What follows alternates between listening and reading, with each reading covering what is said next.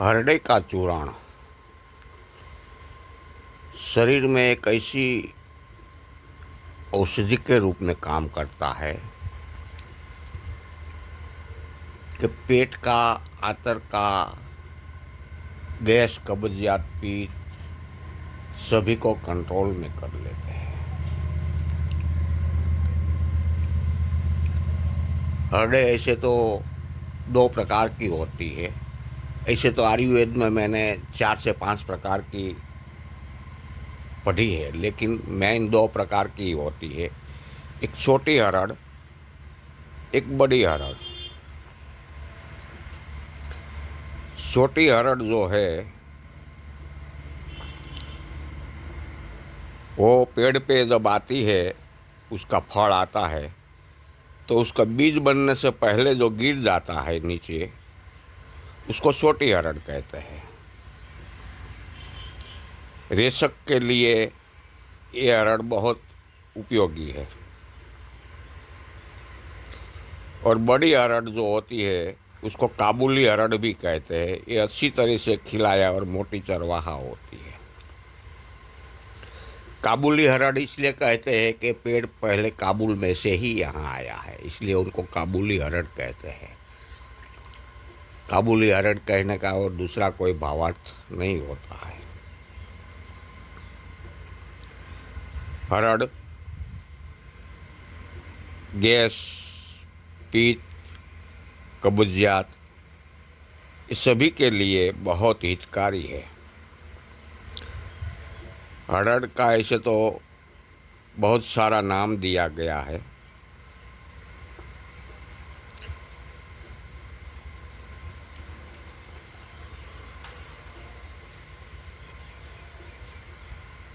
लेकिन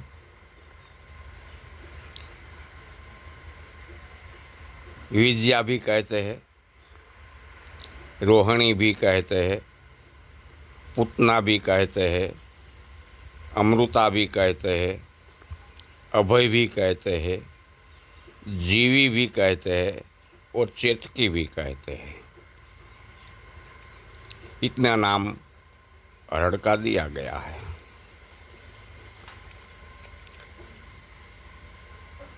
हरड़ मांसपेशियों के लिए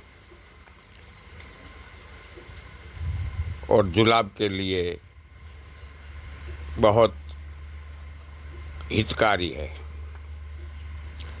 पाचन शक्ति के लिए भी हितकारी है।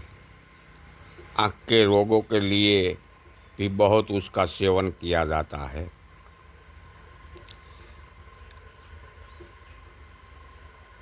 ऐसे तो हरड़ सभी के लिए, छोटे मानव या तो बड़े मानव, सभी के लिए, छोटे बच्चों के लिए भी हितकारी है। लेकिन गर्भवती नारी के लिए डॉक्टर की सलाह लेकर ही उनको देना चाहिए। गर्भवती नारी को डॉक्टर के सलाह के बिना नहीं लेना चाहिए।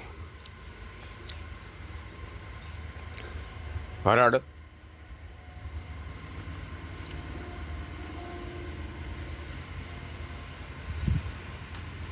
का गुणगान आयुर्वेद में बहुत गाया गया है। इसलिए तो उसका नाम अमृता भी पड़ा है कि भाई अमृत के समान शरीर में ये दवा काम करती है। हर कोई साहित्यों में हरड़ का गुणगान गाया ही गया है।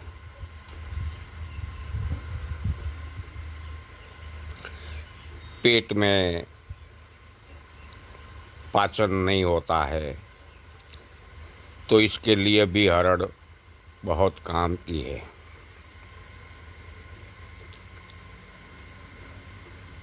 हर दिन हरड़ का चूर्ण लेने से, हर दिन शाम को ही हरड़ का चूर्ण लेना चाहिए।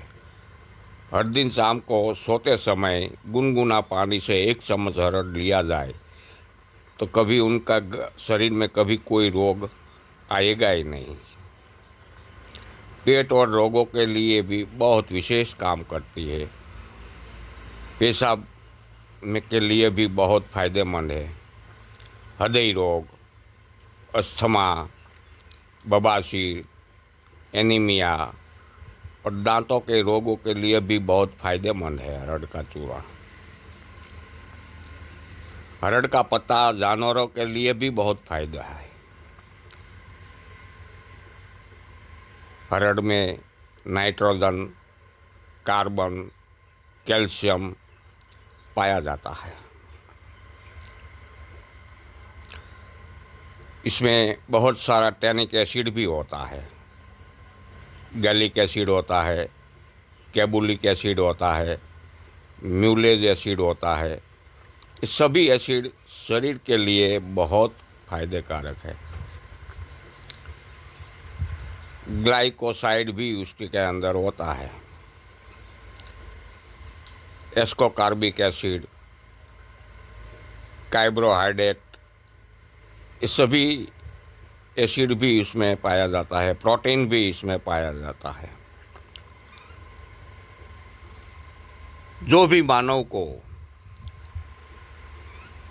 गैस, पित्त, कब्जियत रहता है, हर दिन सुबह उनका माल साफ रीति से नहीं उतरता है, तो उन लोगों को अरहर का चूर्ण हर दिन शाम को सोते समय गुनगुना पानी से लेवे तो सुबह उनका पेट बिल्कुल साफ रहेगा।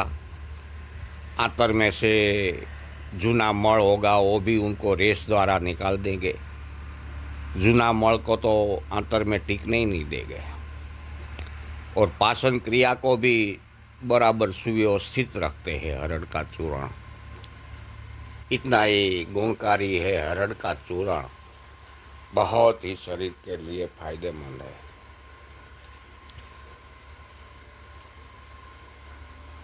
अनेक प्रकार का रोगों अरहर का चूर्ण लेने से नाश हो जाता है, लेकिन हर दिन उनको लेना पड़े। कम से कम 20 से 25 दिन तो फर्जियात ही लेना पड़े, तो ही गैस, पित्त, कब्जियत आप कंट्रोल कर पाओगे। 25 से 20 दिन लोगे तो कायम के लिए शांति लाने के लिए, शरीर के अंदर गैस, पित्त, कब्जियत हटाने के लिए 20 से 25 दिन गुनगुना पानी से अरहर का चूर्ण हर दिन रात को सोते समय 1 चम्मच लो। पूरी चम्मच भरनी है, अधूरी चम्मच नहीं। और 20 से 25 दिन लेने के बाद त्रिफला का चूर्ण हर दिन लिया करो। त्रिफला का चूर्ण भी 1 जैम, 2 जैम, 3 जैम प्रमाण में लेना है, यानी कि 100 ग्राम हरडे का चूर्ण, 200 ग्राम बहेड़ा का चूर्ण और 300 ग्राम आंवला का चूर्ण। ये मात्रा में जो आप त्रिफला का चूर्ण लोगे न, तो आपका तीनों दोष कंट्रोल हो जाएगा। वात, पित्त, कफ, तीनों दोष का संतुलित हो जाएगा। तीनों दोष संतुलित होने से शरीर में कभी कोई रोग होगा ही नहीं। लेकिन पहले 20 से 25 दिन अरहर का चूर्ण सिर्फ लिया करो और बाद में त्रिफला का चूर्ण हर दिन के लिए, कायम के लिए काम करो। त्रिफला एक बहुत अमृत है शरीर के लिए, बहुत ही अमृत है शरीर